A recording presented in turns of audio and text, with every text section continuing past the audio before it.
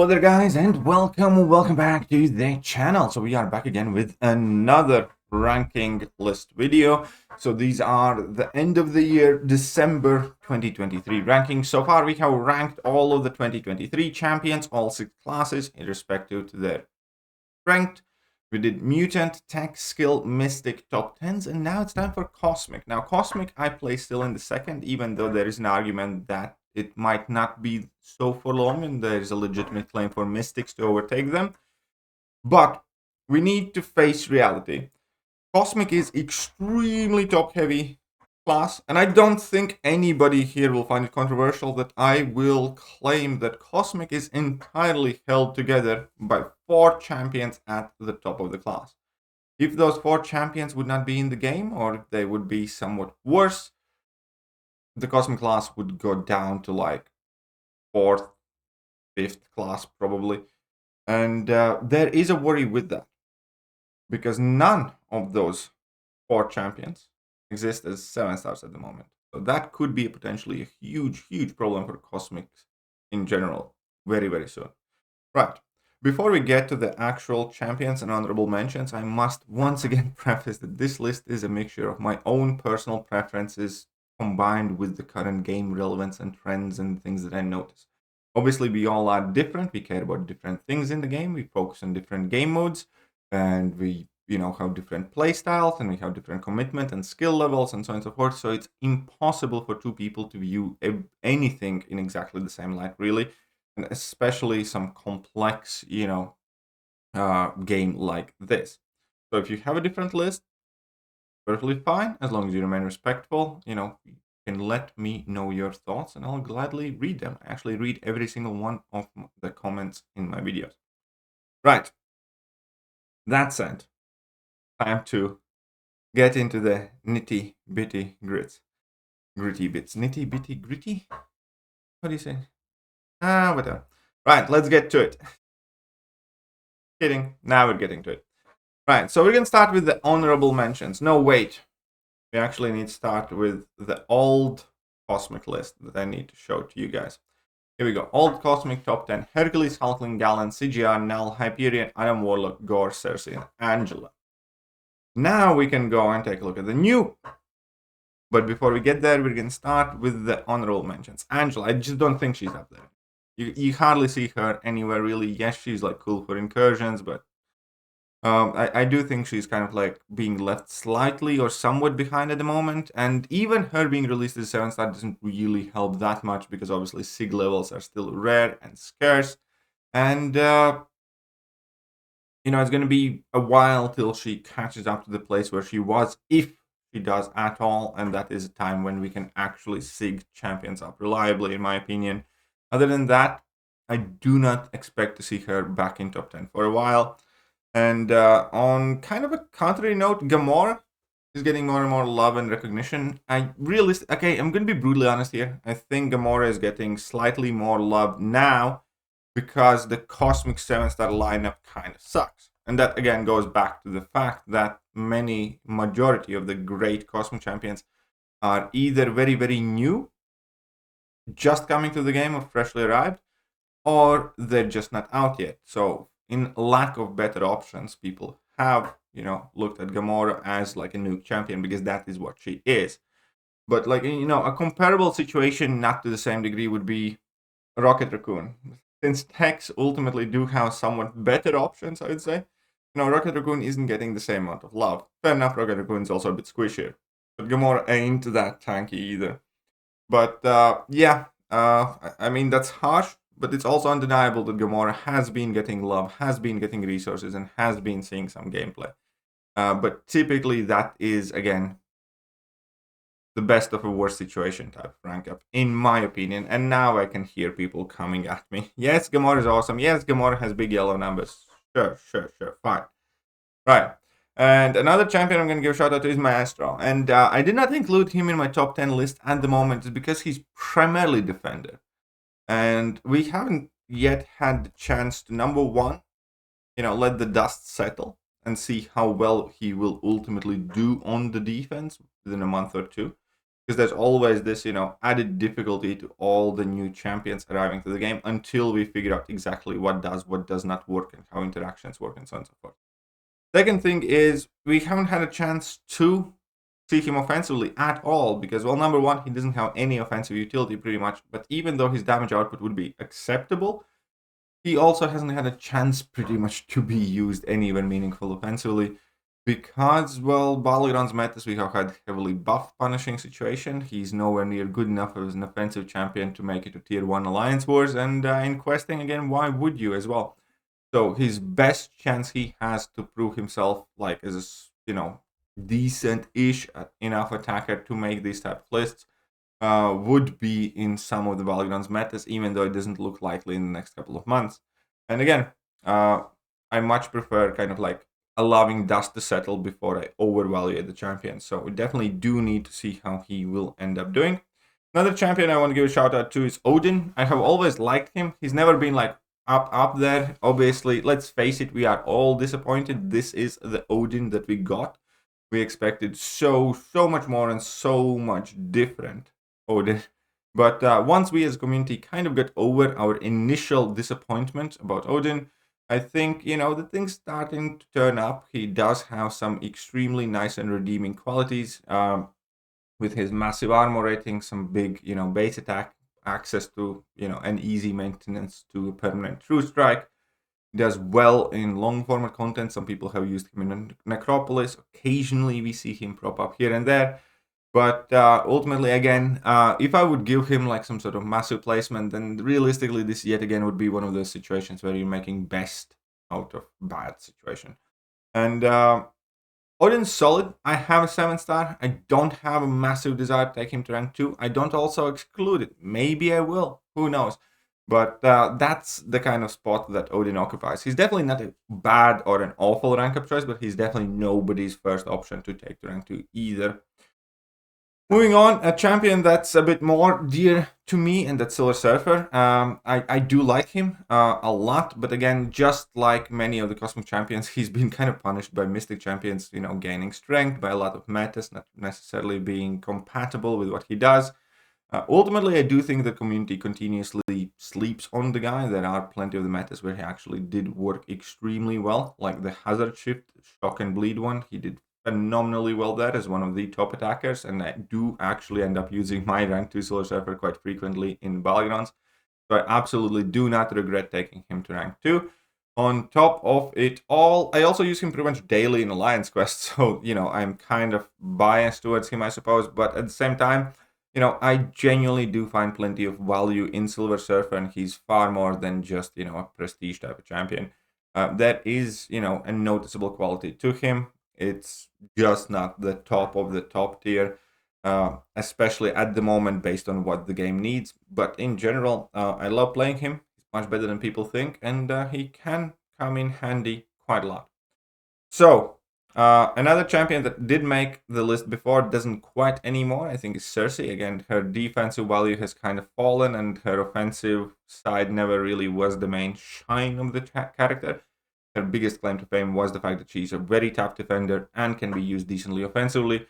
But again, with increase in some OP Mystic champions as well as some massive burst champions, you just don't see that much of Cersei anymore.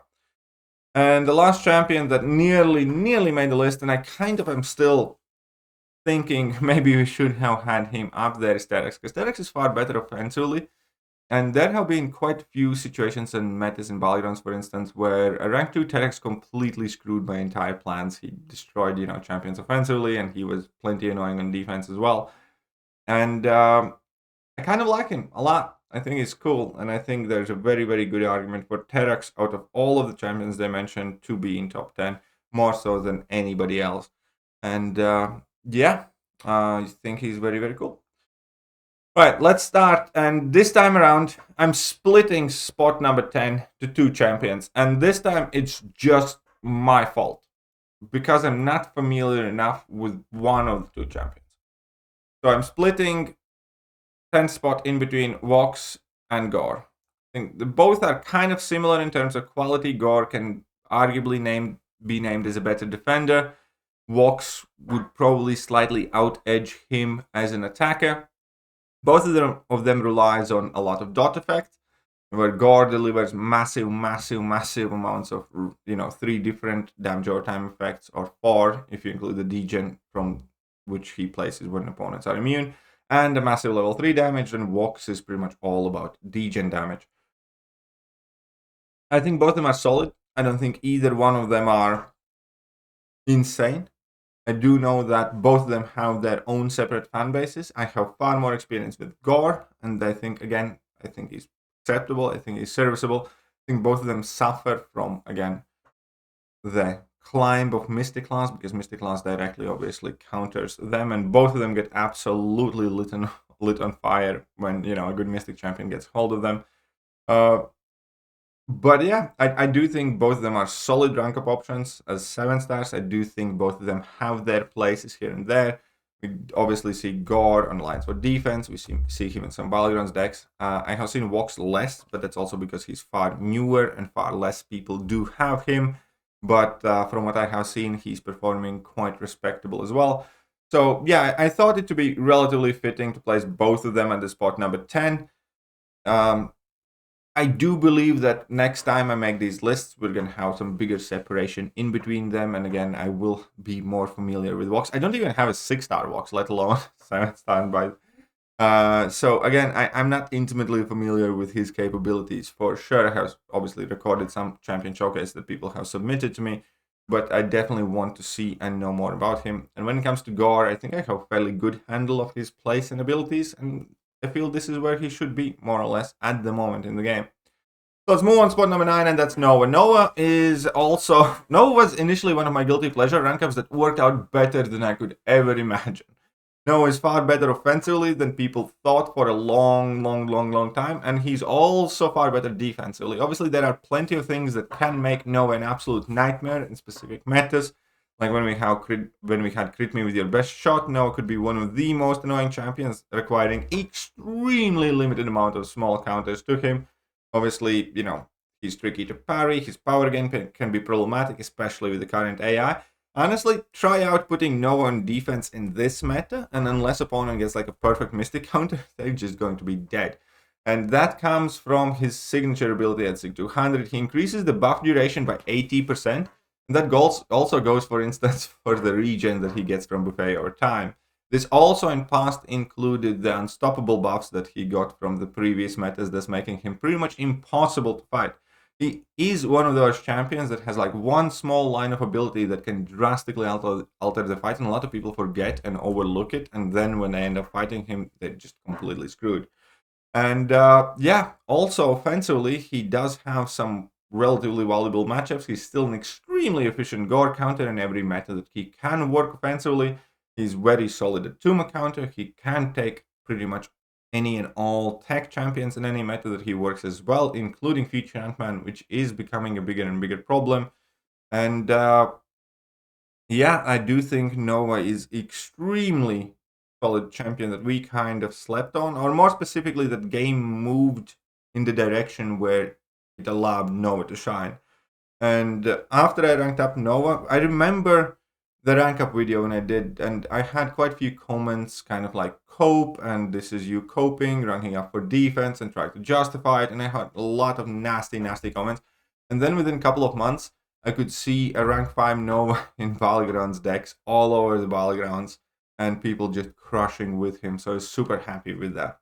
And never once regretted the rank up. Absolutely love the guy. I do still think he's underrated or slept on by some parts of the community. And the only problem with Nova, and I would have honestly, if this list was made like 2 or 3 months ago, I would have placed him higher. The only kind of annoying thing right now is the fact that in most of the recent metas, they have just been quite punishing to Cosmic Champions in general, and that also includes Nova. Like, we have had a lot of pilfer, nullification nodes, and so on and so forth. And now we have like random energy resist where we can't run Nova really either.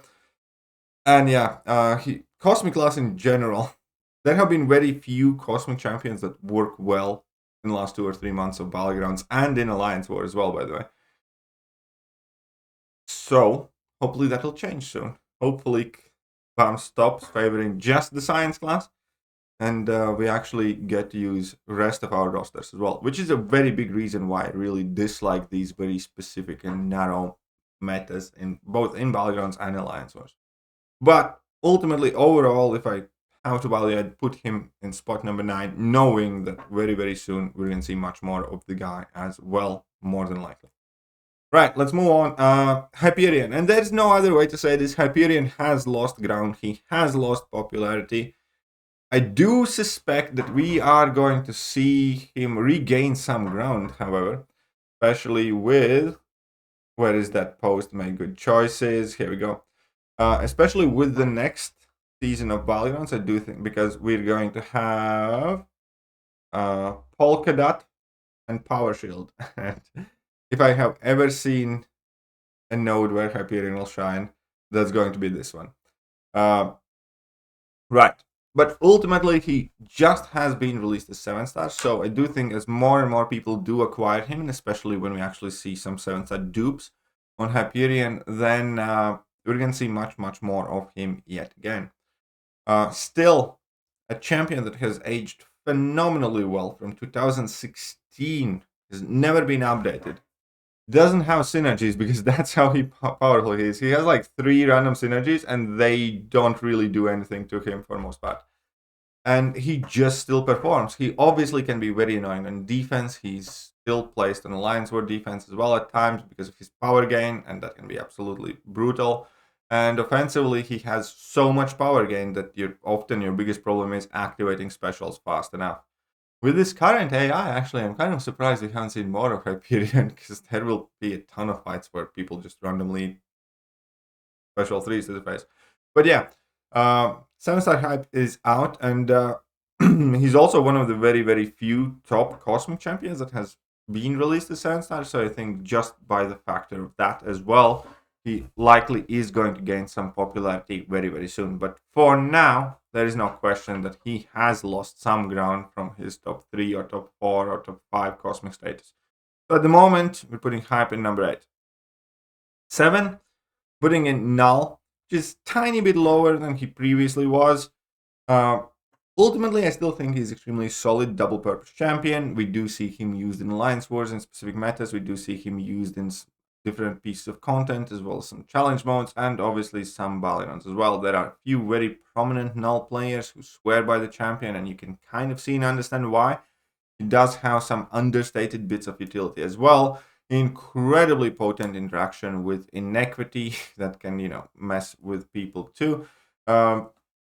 Ultimately, again, he's one more champion that has kind of slid. Well, aside from top 5, I would say, top 6, I think Cosmic Glass in general has lost a step a bit, and Null is no exception. I still think he hangs in there better than most, because he's not that buff heavy or buff reliant. He only activates buffs if he's awakened and when he enters corruption. So other than that, he's pretty much a debuff champion, which is quite unique in Cosmic Class to begin with, which is one of the reasons I think why he also demands extra attention.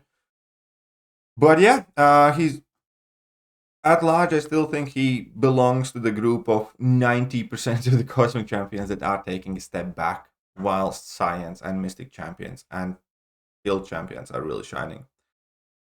So we'll see what happens with Null. I do hope, again, recently released as 7-star, and I do hope for a shift in the directions of metas where we actually do get to see him come more to the forefront of the game.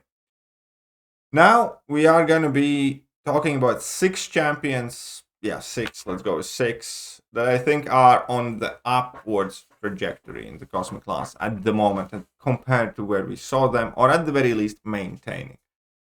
And spot number 6, I'm giving to Adam Warlock. Adam Warlock is an acquired taste. He's definitely never going to be a champion that everybody loves to play. I can openly put my hand up and say that I doubt that I will ever be Adam Warlock like fanatic, up until we actually get decent AI at the very least. Because, he is quite tricky to play. He does require a lot of, split-second decisions because, AI refusing throw special attack while counted can basically just kind of screw you up.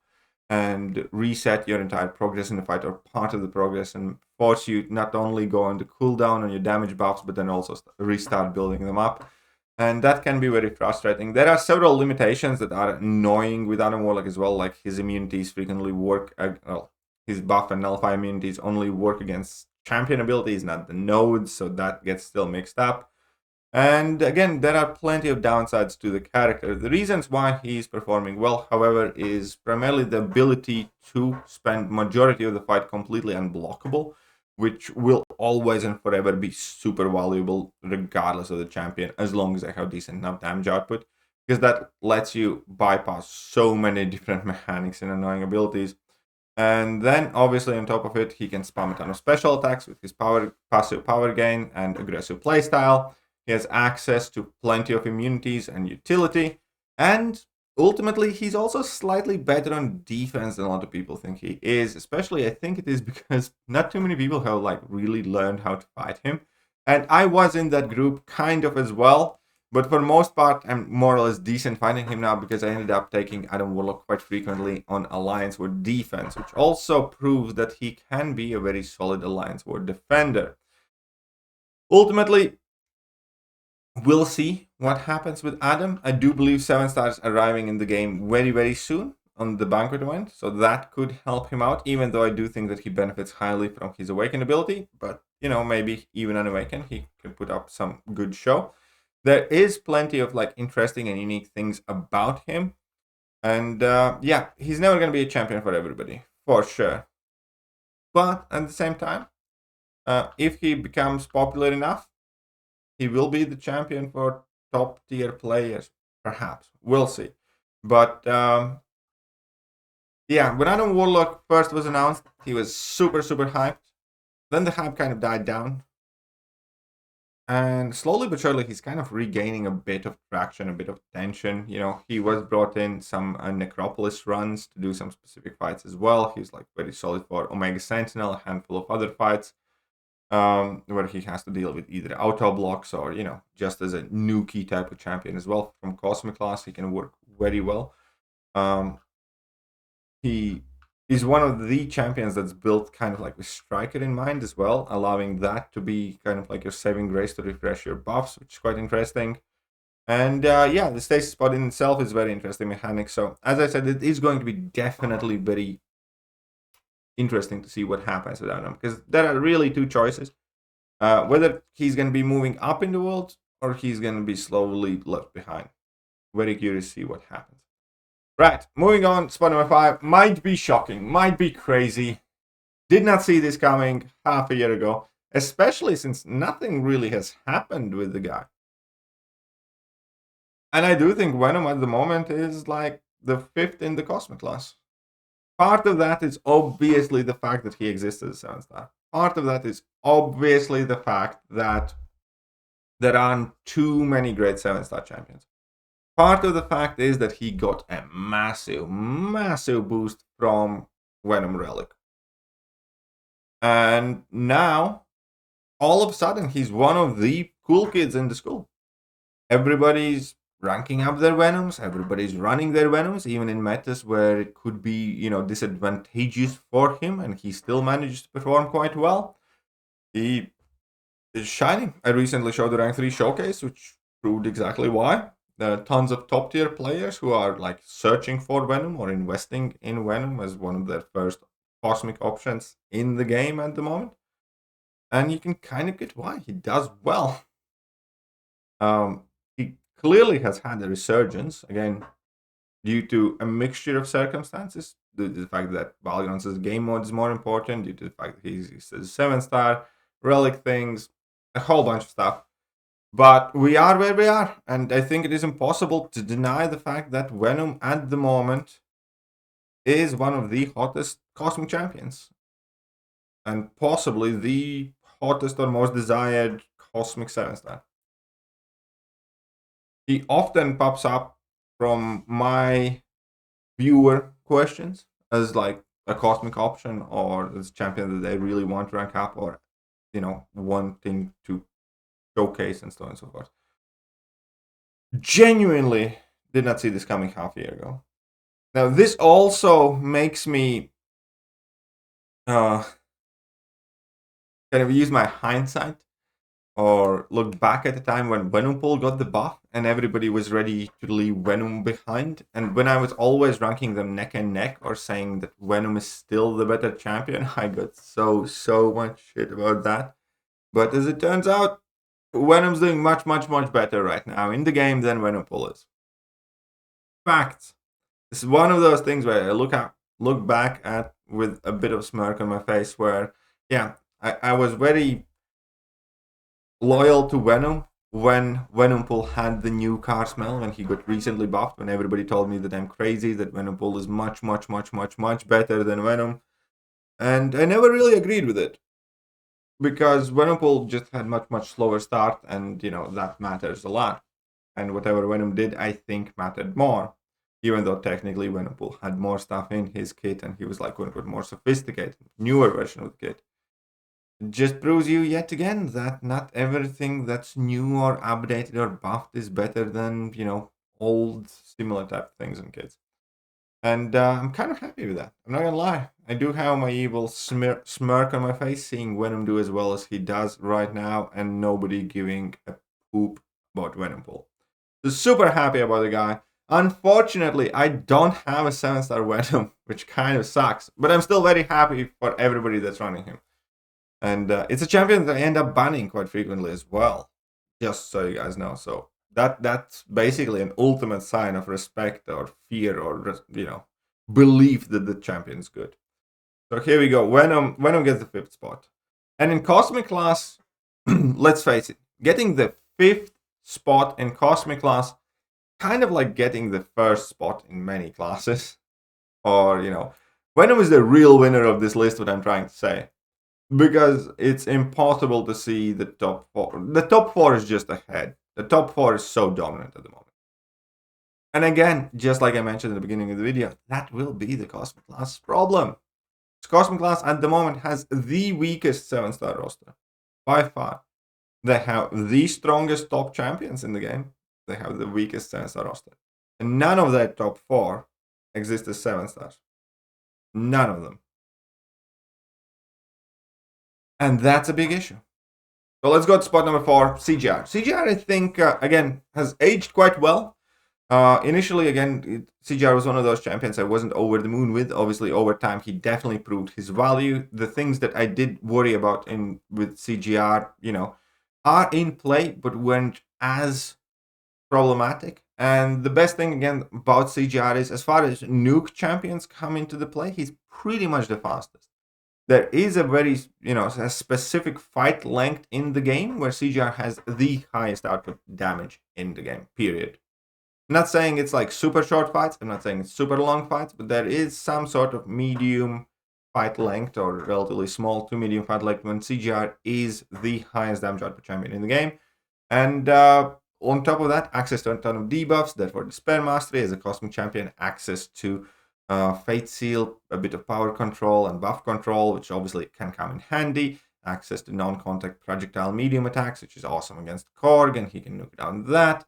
And ultimately he still definitely has his uses. Without a doubt, CGR is a champion that is to be feared, is to be respected. We all know, the war videos where CGR just runs through the entire path in like 2 minutes of fight time max. And absolutely nukes Battlegrounds fights and so on and so forth. Obviously, he's a champion with his drawbacks. He does need to be able to finish full 5-hit combos in order to perform his best.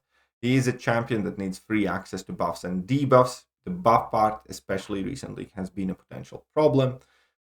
He is a champion that, does rely, again, on opponents not having any shrug of abilities for his armor breaks, because that's where much of his damage comes from. He's a champion that needs free access to his power and special attacks. But with all of that in mind,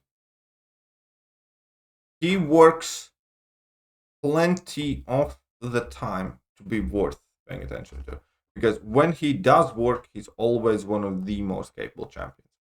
I look at CGR these days kind of more similar to Archangel in a sense. But again, Archangel is a very specific type of champion that will not work all the time because of immunities or whatever reasons, where you can't spam your heavies or what have you. CGR is very, very simple. Like, there will be things that stop him plenty of time, and that might be more often than, let's say, the champions above him in this list. But when he does work, he works phenomenally well. And obviously, needless to mention, the fact that ascending 6-star champions is an option now has tremendously helped, well, every single one of the top 4, but I think especially to CGR, because the time when we had like rank 4 CGRs running around, fighting 7-star rank 2s and stuff, CGR all of a sudden became significantly less scary, just like Human Torch, just like Archangel. Now that we see more and more people take him to rank 5 or rank 5 ascended as a 6-star, he is plenty scary again, and he does plenty fine.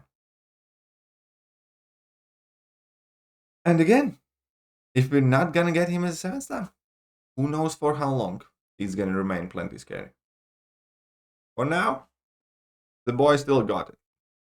The boy still got it. Right, let's move on. Gallon. When Gallon and Hulkling first came out, there's very little time in between both of them being released, and we as a community genuinely struggled to decide which champion's better.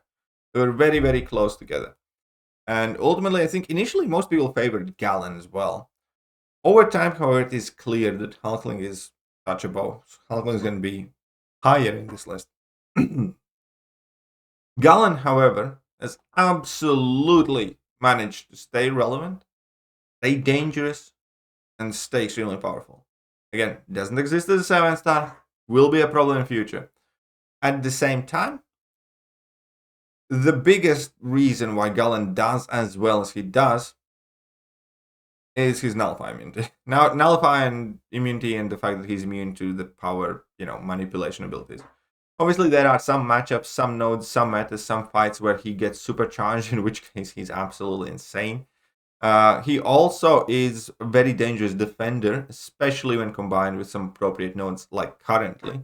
Like, whenever you trigger a buff, you're going to buffet cheat it up, he's going to get a regen, that's going to charge him up. Whenever you're going to run away from him, which you inevitably have to do when you bait out special attacks, he's going to gain that power gain buff. He's going to ramp up. So, like in this current meta, Gallon's again very, very dangerous defender all of a sudden. But in general, there's just no denying his relevance and place in the game. We see him in Alliance Wars, we see him in Battlegrounds, we see him dealing with some other challenges or specific fights and bosses and stuff like that, especially if opponents have some armor buffs that they can gain. I use Gallon in AQ frequently for both his abilities and also his pre-fight ability to boost up my Herc or my Solar Surfer. And Gallon is a tremendously successful release in the contest. I do think he's extremely well built. There are a few things that I kind of like a bit more, but it's hard to complain when a champion is as good. And I do think he fully deserves top 3 spot. Has the same problem that every other champion in the top 4 of Cosmic class has, which is doesn't exist as a 7-star. But he's everywhere, and he's working just fine. And again, in plenty of other classes, he would be at the very top or, even higher. However, the entire claim to fame for the Cosmic class is how stacked the top 4 is. They really have extremely overpowered 4 champions in the class that are, maintaining the relevance of the entire class. And Gallon's one of them. I think this is exactly where he belongs. If previously I was somewhat hesitant how I ranked, the 2nd, 3rd, and 4th champion, now I do see a very clear hierarchy in between champions. I think CGR is a solid 4th. I think Gallon is a solid 3rd place. I don't think he deserves to be 2nd. I don't think there's a viable argument for him to be higher than the 3rd. And I don't think there's a viable argument for CGR to be above Gallon either. This is one of the things where I feel extremely firmly. If the bottom of this list can definitely be debated, where Null stands, or Hyperion, or Nova, I think there's another 4 or 5 champions that have legitimate arguments to making it to the bottom of top 10. I don't think that the top 4 can be debated reasonably.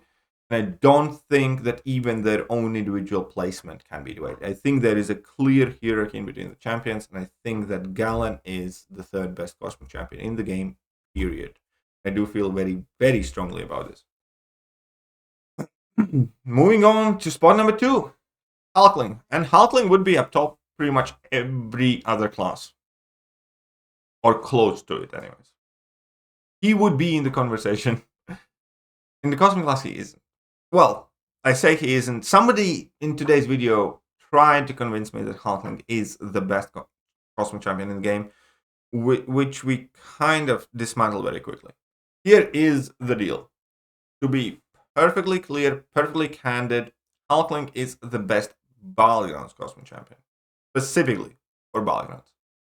Kabam actually kind of confirmed that. They didn't say the best, but in one of the live streams, Kabam said that Hulkling is the most used Battlegrounds champion, both offensively and defensively.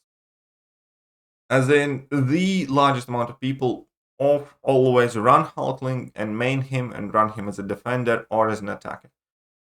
And that is one of the things that I surprised myself with. So many of the metas I thought, Hulkling isn't going to work, Hulkling's going to suck. And he still pushes through, and somehow he works. And you know, he just brute forces through buffet nodes and all this region shenanigans and stuff like that. He's effectively super simple, but he's also super efficient. He has access to a tremendous amount of damage extremely reliably. He has plenty of powerful immunities and, you know, damage through block, extremely good kind of fight finishing sequence together with the striker. And also plenty of defensive power, which again has ultimately made him into the most popular Battlegrounds champion in the game. I'm not necessarily going to say the best, because again, it's extremely subjective based on whatever metas Kabam comes up with and stuff like that, but there is no question. This is the one thing that's not up for a debate. The fact that Hulkling is the most popular Battlegrounds champion. According to Kabam, that's according to actual fight data and fight statistics. So if you only care about Battlegrounds and nothing else in the game, Hulkling would be the best Cosmic Champion for you. However, you know, he still performs well in the rest of the game. Right? Still solid Lines War attacker. We do use him there. We still see him in Lines War defense.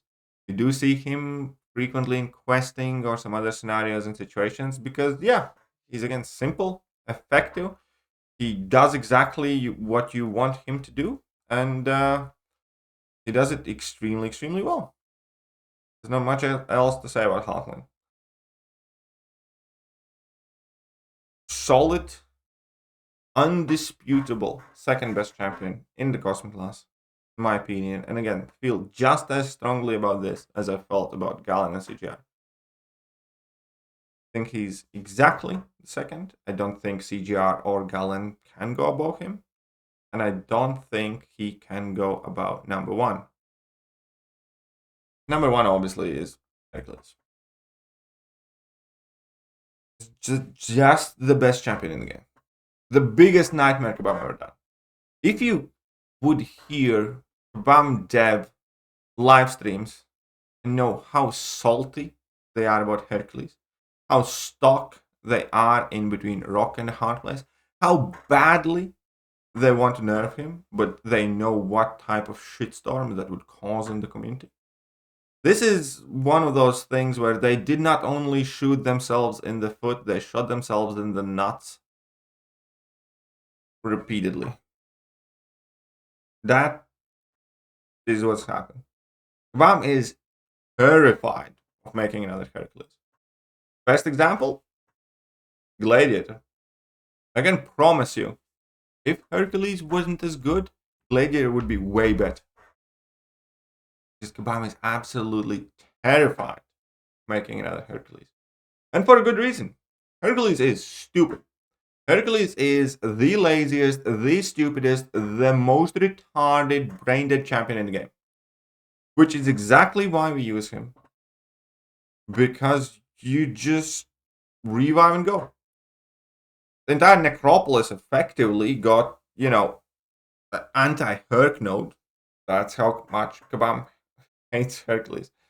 Half the time he doesn't even care that they have that anti-Herc node. And kind of the thing, Hercules has been perfect AQ champion, by the way, because, I think through Alliance Quest and through all the Alliance Quest potions that Kabam has not solved, Hercules has cost the most money to Kabam with that one aspect alone. Because healing in AQ, I just reminded myself because one day I didn't bring in Hercules, I was trying something new, and I actually had to heal up my champions. And I realized how expensive that was, and then I thought how tricky it would be if I had to do it all the time. And then I thanked God for having Hercules, because I hate Alliance Quest. I don't want to be focused playing the same fights, time and time and time and time again. And Hercules is perfect for it, because you can play half asleep, you can go into the first fight, you can lose 70% of your health, and you will not even care, because even if you're gonna manage to die somewhere along the way, you can just revive and go with Hercules. And the same thing goes for questing. Like, I think you can pretty much push through vast majority of Act 7 and Act 8 with just Hercules. Like, there are very, very few fights that Hercules cannot do in Act 7 and Act 8. Especially if you're willing to throw a couple of revives at them. You can just bring in Hercules, synergize him up, and go. Be happy. And it'll work just fine. So, Hercules destroys story content. Needless to say, the best incursion champion, because again, when you give him some hacks, you can perma-stun opponents, or you can just nuke everybody down while you're mortal and you don't need to worry about block damage or anything. He's perfectly great for Battlegrounds. He's much, much, much better Battlegrounds defender than a lot of people realize, especially at the highest tiers of the Battlegrounds, because he has that immortality that stalls people out forever and that infuriate messes with champions' offensive abilities. And that stun immunity that he gets also can be very frustrating and annoying. And yeah, he is pretty much always a very, very solid Battlegrounds defender. Also a very, very good attacker, somehow, magically, despite being a rank-up champion. Man, Kabam fucked up. Like, there's no other way to say it. Come on, fuck the fuckity fuck up. This is a mother of all fuck ups, only rivaling Quake. There is no other way to look at it. It's comically funny how much Herc violates that game. Like, quite literally, Herc just, walks up to pretty much every single game mode in the game, bends them over, or bends the game mode over, and has surprise butt sex with whichever game mode he's playing. No loop. I mean, it is what it is. Just a champion that has insane amount of damage, broken immortality mechanic, that Kabam is crying in the corner, trying to pretend he doesn't exist, or more specifically, every new piece of content they're trying to counter him. And ultimately, they haven't really. Eventually, there will be time when we can move past Hercules. Right? When either Kabam will have made enough champions and abilities and nodes that stop Hercules. But that's probably going to take quite a while. Because remember, no matter what Kabam does, Herc is still going to destroy everything they have made thus far. Or alternatively, he's more than likely going to get the Quake treatment. Where, this is end of the line for Hercules. Hercules will not exist as a 7-star.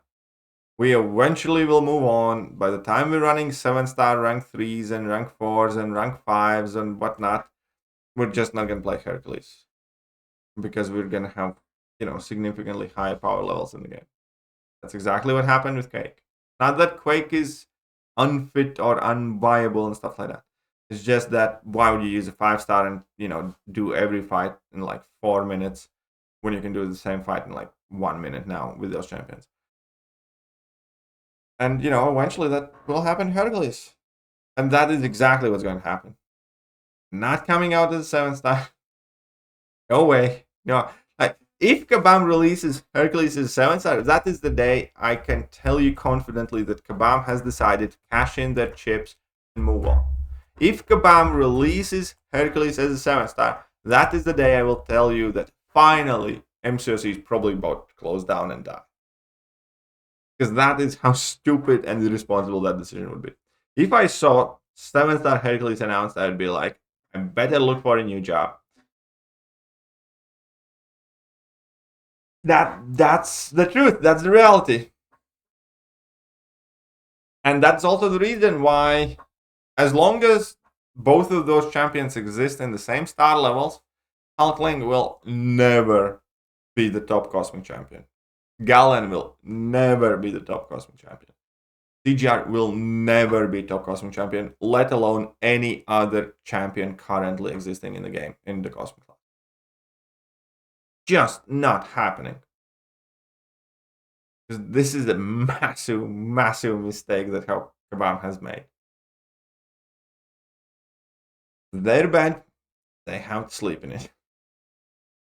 Right, so let's take a look at the new Cosmic rankings. Hercules, Hulkling. What? No. This is wrong. I know what I did. I apologize. I know exactly what I did. Okay, no, Null, Adam was correct. I don't know what happened here. I think I know what I did, but it's too funny. I cannot admit to it. Galen 3, 4. I mixed up my honorable mentions list with top 10 list. Yeah, this is kind of embarrassing. It's fine. We fixed it. Kind of. Anyways. You can tell it's like midnight here. I'm burning that midnight oil for you guys. Anyways, I hope you guys enjoyed the video. And we will be back tomorrow with the science top 10. And that will be one hard list to make. And we're going to catch you guys soon. And goodbye.